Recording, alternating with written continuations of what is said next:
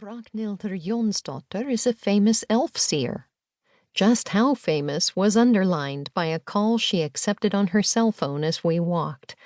A foreign journalist wanted to know if the elves had anything to do with Iceland's unexpected success that summer in soccer's Euro Cup.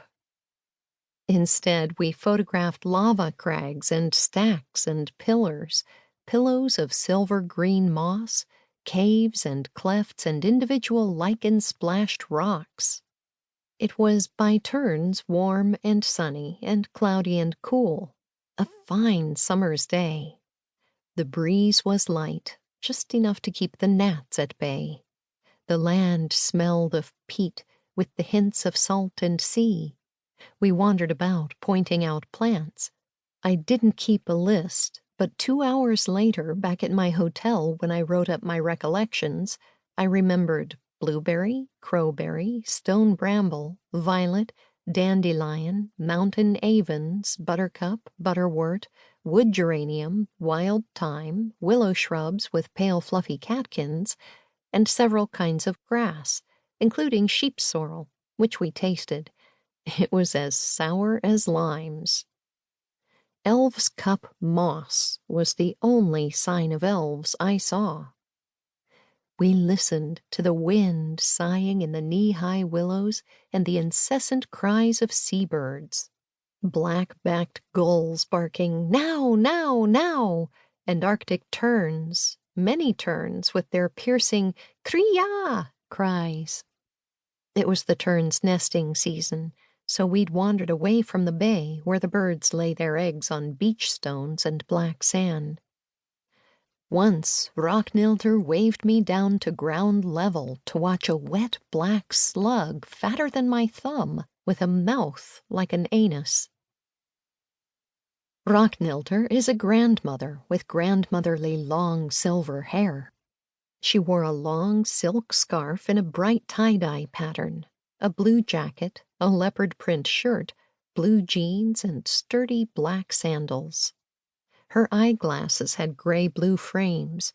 Her sunglasses were stuck on top of her head like a hairband. In a news photo from October 2013, she likewise wears a long scarf, that one gray wool, and her gray-blue eyeglasses. A wool hat covers her silver hair. The rest of her grandmotherly figure is hard to make out, as she is prone, face down as if planking, and being carried by policemen who look anything but happy about it. She and her family had camped in the path of the bulldozers hired to destroy the parts of Gjallarhorn that were in the way of a new road. Like other demonstrators, they had pitched a tent, rising early to enjoy their morning coffee on a lava cliff and to witness the sunrise. It was beautiful fall weather, Ragnhildur remembered. The police tried to carry away her husband, Laurus, too. He is quite large, and they soon gave up. But eventually all the demonstrators were evicted and jailed, and the bulldozers began their work. Rising from her perusal of the slug, Ragnhildur gestured toward the cityscape looming beyond the lava.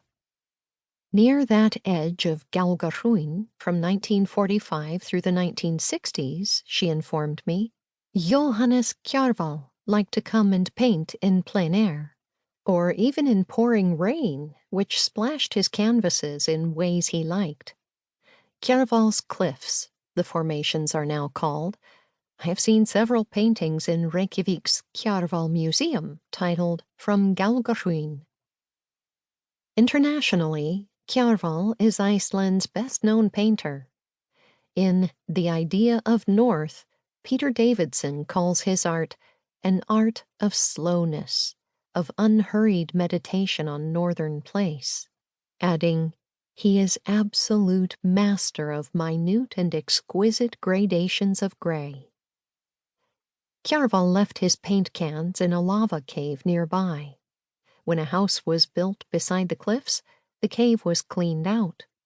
Organizing protests against the new road, Ragnhildur thought to capitalize on Kjarval's name.